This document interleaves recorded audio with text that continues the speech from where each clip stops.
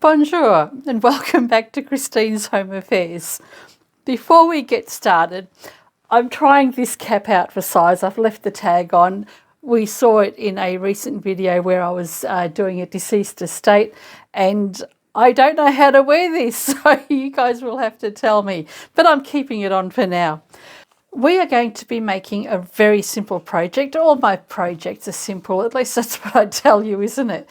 This one is, and it's going to be very quick to make. You can make it with leather or with vinyl. It won't be lined. There will be a zip.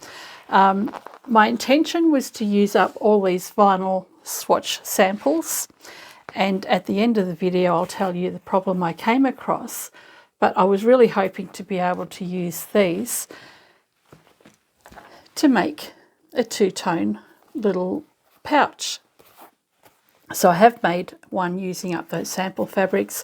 I really love how this looks, but it didn't quite turn out for one particular reason. But we're going to save that till the end. So that's what we're making today, a little zippered pouch with vinyl. This one's actually leather, and it's just a very thin leather, so it's much easier to sew than some of the ones that have to have the skiving done on the sides. This doesn't need to, and I've actually used a regular universal 90 or 14 sewing machine needle to make this. So there's no special requirements except for a Teflon foot. Let's get to it. We're going to make this. All right, there's very little that we need for this project. I have one zip. This particular pouch that I'm making here is using 5-inch wide strips of fabric, so I'm going to be using a 10-inch length zip, which is about 25 centimetres. And I'm just going to be using a regular zip today instead of one of those continuous ones. I also need a tab for the end of the zip, and it is the same width as the zipper tape and 1.5 inches long, which is about 4 centimetres. I've got 2 pieces of leather here. You can use vinyl, you can use that plastic stuff that I used in the video a couple of weeks ago. Anything that doesn't need to be lined really or serged.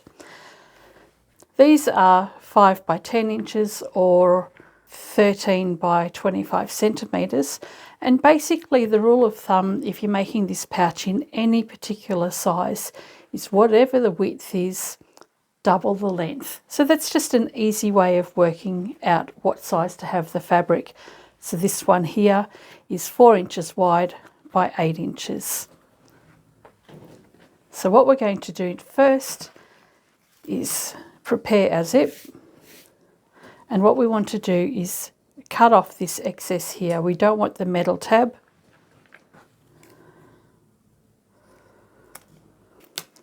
And we're going to take our piece of leather or vinyl and place that on the end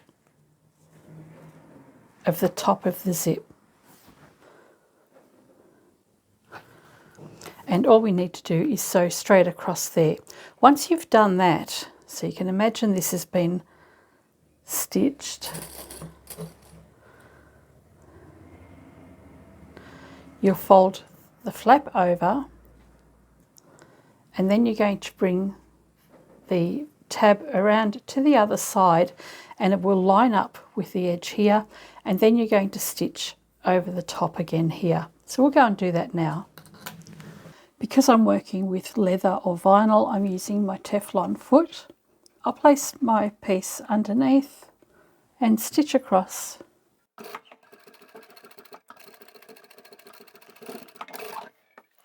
So that's secured the end of the zipper tape, and the slide is never going to come off there. So now what we'll do is fold this across, and then we'll fold that over. And you can see I've got plenty of excess here. I don't need that at all. What I can do is make that a little bit wider and distribute that bulk so that it's nice and even. Or I could cut off the excess. But I think I'd like a wider tab than a narrower one.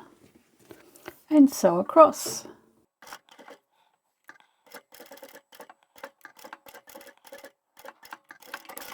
So that's finished there. It looks nice and neat. You don't have to worry about the raw edge of the vinyl or the leather underneath because that's never going to be seen. As long as the top is nice and neat, that's all that matters. Set that aside for the moment. We're going to place the two pieces of vinyl or leather together. And I'm just going to clip these together. Often I'll use double-sided tape. If I was doing a batch sewing project or I found this to be too slippery, that's exactly what I would do. But I've got my Teflon foot on, so I'm just going to sew those two pieces together. Once that's been stitched all the way down, I'll open it out and I will actually press my seams open like this, and then I'll top stitch on both sides. So what I've done with this one is sewn the two pieces together, then I've got my roller and rolled the seam open. It's a little bit difficult with leather and vinyl, and then you just go and top stitch the seams in place. I'm just using 1/4 inch seam allowance. I'm starting my first stitch just about 1/4 inch in.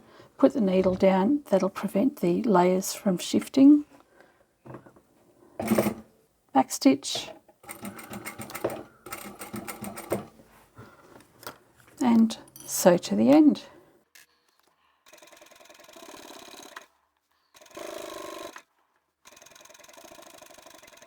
Whilst sewing, to help keep me straight, I'm actually looking at guides that I've got on my machine, so I'll quite often use one side of this bit of tape. At the moment I'm using the 1 on the 1/4 inch mark that I've got here, so I'm just watching that. I'm not watching my needle, I'm watching the 1.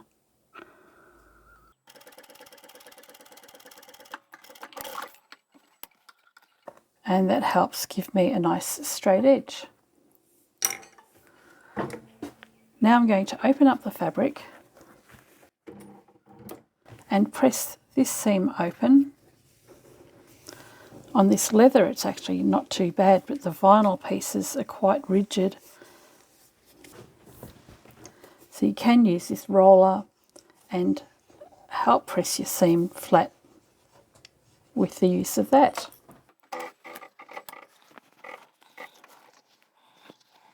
Working from the top of your fabric, I've got the underneath pressed open, and I'm just going to finger press that open whilst I'm sewing. And I'm actually using the edge of my foot as a guide now to keep myself straight. So I'll just look at the left toe of my foot here. That will run along that stitching line, but it's actually sitting in probably about 1 millimetre or so. And you want to increase your stitch length when you're top stitching. I'm going to make mine about 4.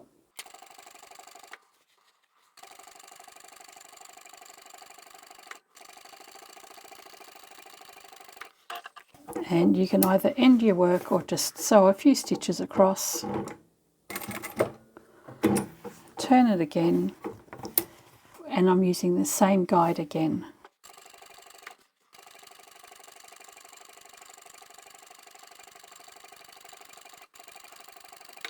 So with the top stitching done, we can cut this in half.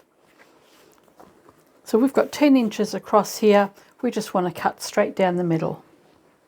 When cutting, I like to use the centre as my cutting guide. That's a nice straight line there.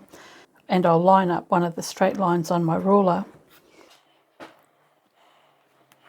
with that seam, and then I'll make my cut.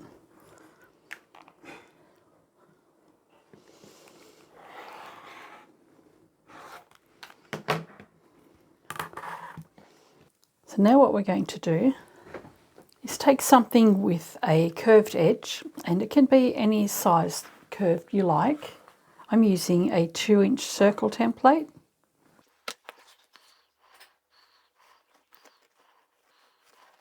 And you can mark the bottom edge of your fabric. Like I'm bearing a cuppa. Oh, lovely. Thank you. Are you making a coaster? There's my coaster. Rightio. Thank you very much. You're Where's welcome. my cake? You ate it. And then you go for a bit to Coco.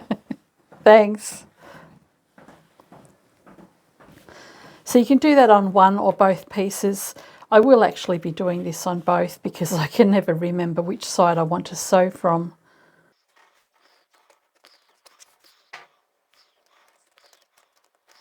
The curves have been marked on what will become the bottom of my bag or pouch. So when I put the zip in, I want to have my fabric pieces alternating like this. So when you look at it from the top, you've actually got a light on the left, dark on the right, and same on the opposite side. It just adds a nice feature.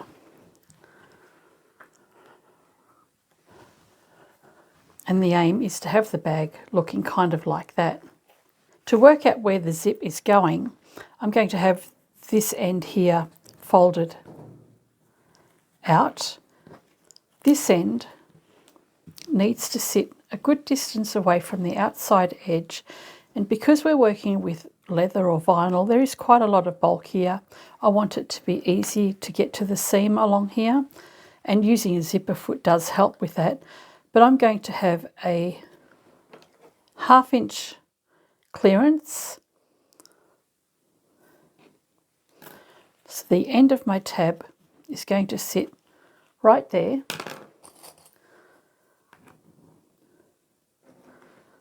And my stitching line will be in this area somewhere. So I need to make a mark on this side for the fold of the zip. So from the outside edge, I want to measure 3/4 of an inch, which is, let's say, 2 centimetres. We'll make a mark on the zipper tape.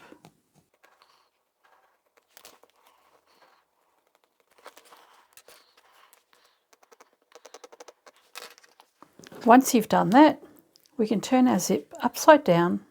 So we want the teeth faced down, line up the edge of our tab with that mark we've made at 1/2 an inch.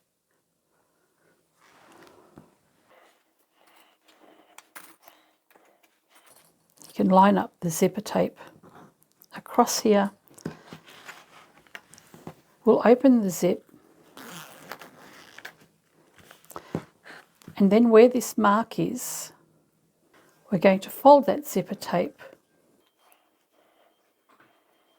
to the line we've marked, so the coil of the zipper teeth will rest on that mark.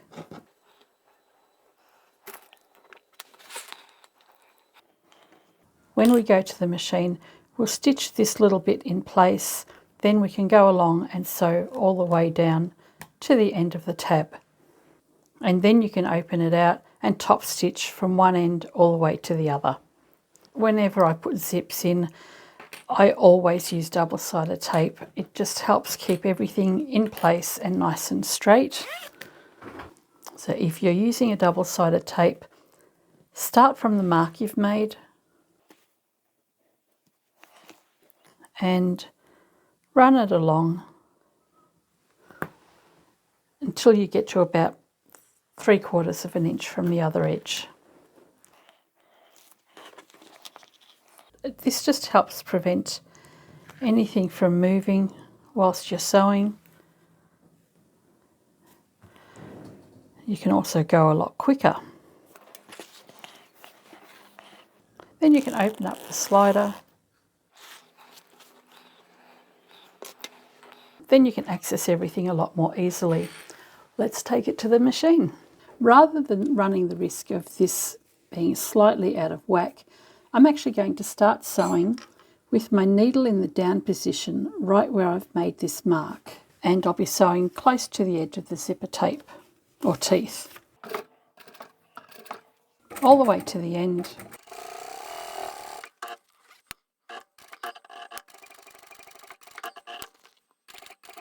When you get to the end of the tab, just backstitch. And with that stitched right on the line there, it means that I can easily manipulate the tab or the tape and slide that across and stitch that fold in place. And that gives a nice, neat and hopefully even finish when I do the other side. We can trim that edge off and then we can fold the seam underneath and we'll top stitch all the way from one end to the other. I've kept my stitch length at 4 to install the zip. It doesn't matter if it's not small, because when we fold this over and stitch it in place again, you're actually doing 2 rows of stitching, so you don't have to worry about remembering to change your stitch length all the time. The top stitching that I'm going to be doing here is going to be a little bit further from the seam than this is, because there's a lot of material underneath. I just want to make sure I catch the lower end rather than just the top end, because it'll actually give a better finish.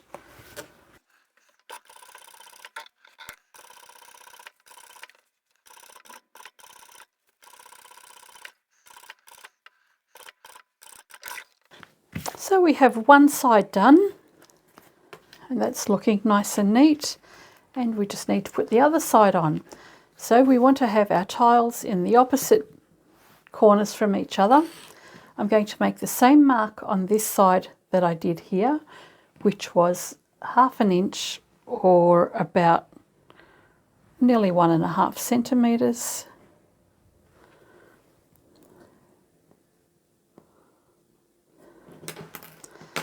And that's where my tab is going to sit. I'll turn that one around. I'm going to place some more double-sided tape along the top. I'll start along the edge again.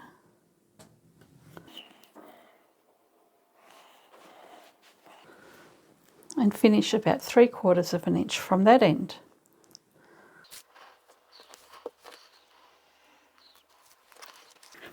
Place the right sides together. We want to line up this centre seam, but we also want to line up the outside edge.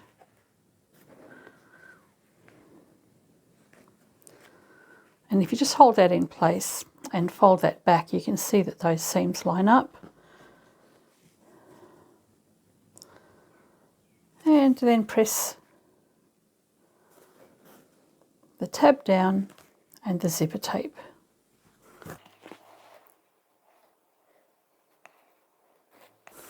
So this time I'm going to sew from this end all the way down to that mark, and I'll stop at the mark. I'll backstitch a little bit and then I can flip that out. I'm starting at the end of the tab.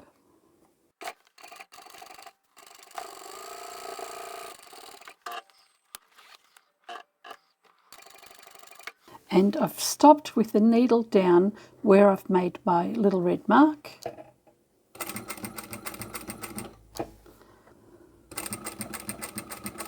Back and finish up there. Then what you want to do is fold this across and stitch that in place. Sometimes it's easier to start from the other end.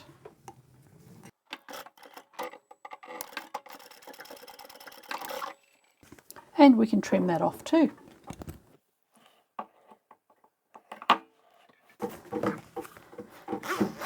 And then we can top stitch this other side now. So once again, we're going to start from the outside edge and stitch that fold in place. So if I were batch sewing this project, I would actually do one side of the zip first for 10 or 20 bags. Then I would do the top stitching for 10 or 20 bags with this foot. Then I would go back to my zipper foot and do the other side, and then change my Teflon foot again to do the remainder of it. So I try to do a whole big batch of things at the same time so that I'm not continuously changing my foot or thread. And on this side, I'm making sure that my top stitching is the same distance from the top edge as this side was,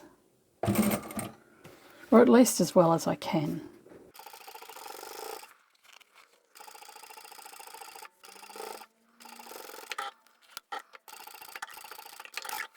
So that's my zip in place. I'm ready to close up the side seams and the bottom, and then we're finished. Now, when I've done the top stitching along the intersection here, I wasn't careful enough in keeping my seam folded underneath. So when I've just finished this side here, the fabric is kinked back a little bit.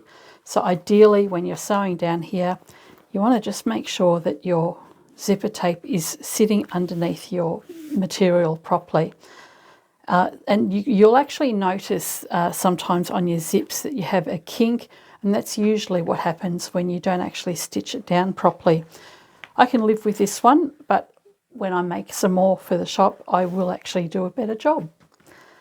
I do actually need to put a label on here first, so I'm going to do that before I finish up the bag. Now that my label is in place, we want to bring our side seams together and curve the bottom edge, but we want to make sure that the zip is open at this stage. Very important. Otherwise we won't be able to get into our bag. So flip the edge over, line up the bottom edge and the top edge. So it's more important to line up the top edge than it is the bottom, because we can fudge that.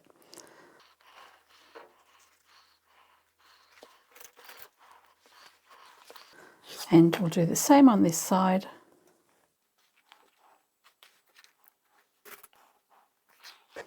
And you'll notice at the bottom here I don't have the curved edge.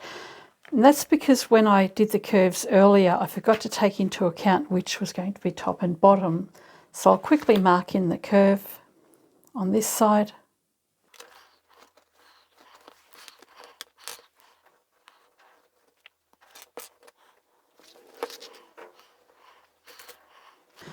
And you want to make sure that the bottom seams are lined up as well. So if this is a little bit wavy here, you can just push that down, reposition the clip, and you can do that on this side as well. Just remove any kinks there, and what we can do is sew this in place. So on this side here, I'm going to sew about 1/4 inch from the outside edge. Stitch all the way down here, and I'm going to be using this line here as a stitching guide, so I won't be sewing on that. I'll actually be sewing beside it, the same distance as I am from the edge here. And when I do this side, I'll actually flip it around and repeat. And that was why I wanted to have curves marked on both layers or both sides of the fabric. Once I've done that, then I can continue on and finish the bottom. But before I start sewing, I've come down about 1/4 inch, or sorry, about 1/8 inch. I'm going to pop the needle down through the layers, and that will keep my material together. Put my presser foot down, and it'll stop the top edge from shifting, and it'll keep that top edge nice and straight. So then I can go forward and back again and secure those layers.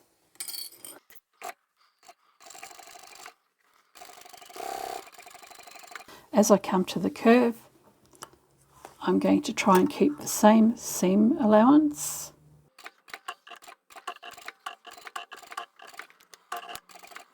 And you can go all the way to the end if you like. I'll at least go to the centre so that I know everything's lined up there.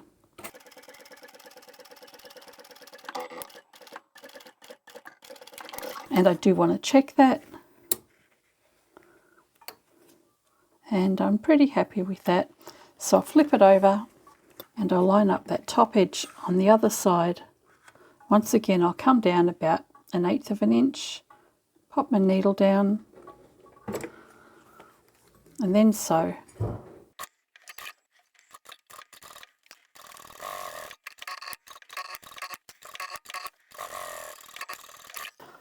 And that's it. So depending on the type of thread you use, you may want to double stitch this.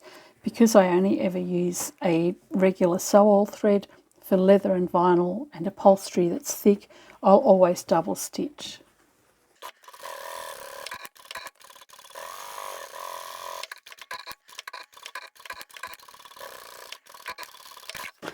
Okay, we are finished. All we need to do is neaten up our threads and trim off any excess. So the curved edge along here, I'm going to trim that back close to the stitching line. You can trim back the other layers too if you like.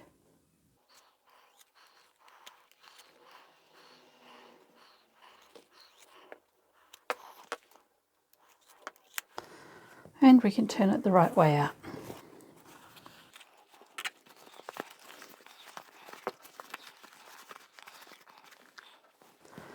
So you want to roll your corners out and your side seams.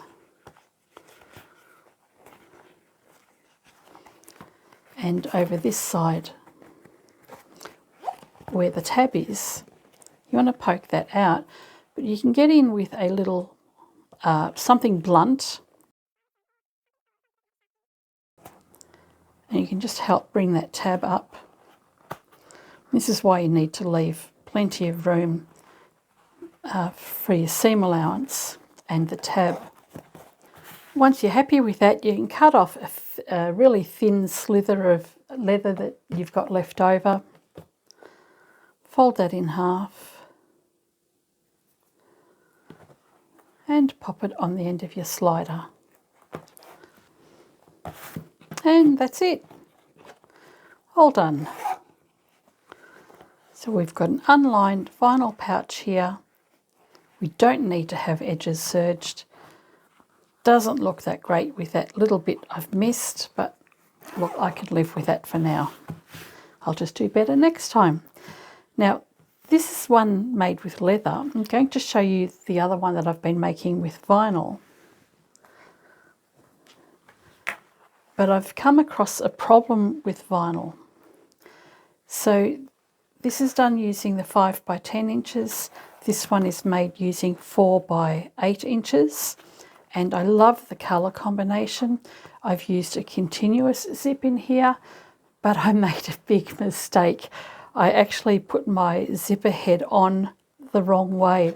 So the zipper head is supposed to face with a curved edge to the left, and the tab has the flat side of the zipper head. I actually did this the wrong way.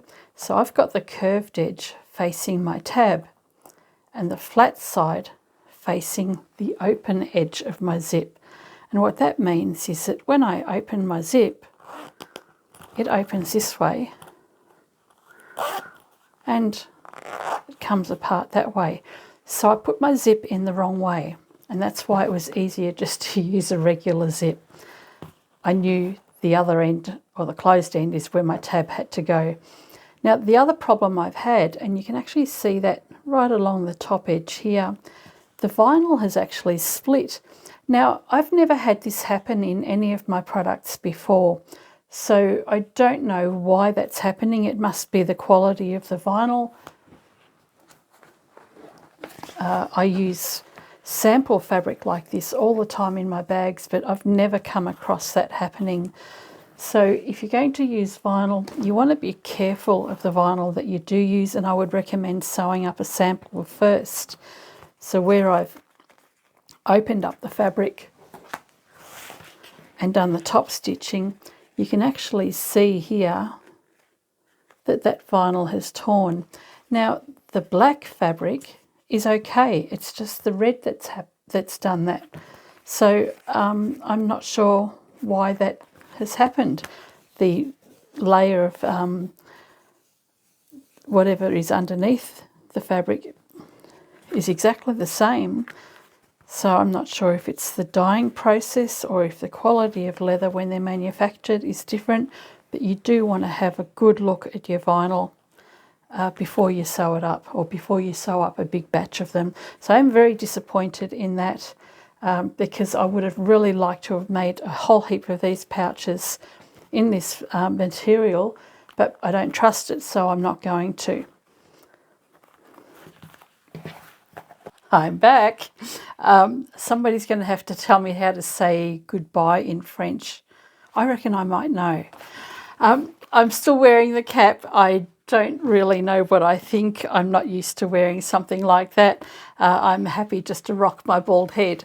So anyway, there you go. There's the vinyl pouch all finished. Really simple to make, and it just helps break up a really bland piece of material. So I could have easily made a pouch just in the solid colour, but you know, if you've got two contrasting colours, you want to make something look a little bit more appealing and saleable, then I think putting them together like this is a really good way to go, especially if you don't have enough to make one pouch in this size.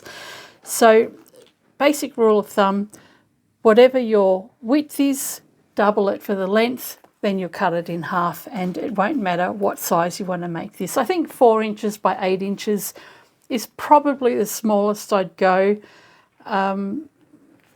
Yeah, I'd probably keep it at that size, although a little miniature one would be a great one for the scrap bits of leather or vinyl that you might have left over. Disappointing that this vinyl here wasn't up to being stitched, and given that it's an upholstery fabric or a furnishing fabric, it makes you wonder what it was actually going to be like to cover, you know, a lounge suite or a sofa. I would not like to have this in any piece of furniture that I have at home. So it is very disappointing that I can't use it for that. I'll find another use for the vinyl. Hopefully some of them will be okay. So, and a silly mistake with the zip. But you know what? I blame Chemo Brain for everything for that. Speaking of, I've had a really super week this week. I'm full of beans. I'm hoping today to get lots of videos done so that I can edit them over the next couple of weeks. And this is going to be the first of many. So I hope you've enjoyed this video. And what do you think of the hat? I don't know. Confidence is something that I don't usually have when I'm wearing things on my head. But let me know what you think. Anyway, I hope you've enjoyed this video, this bag, and I'll catch you next time. Bye for now.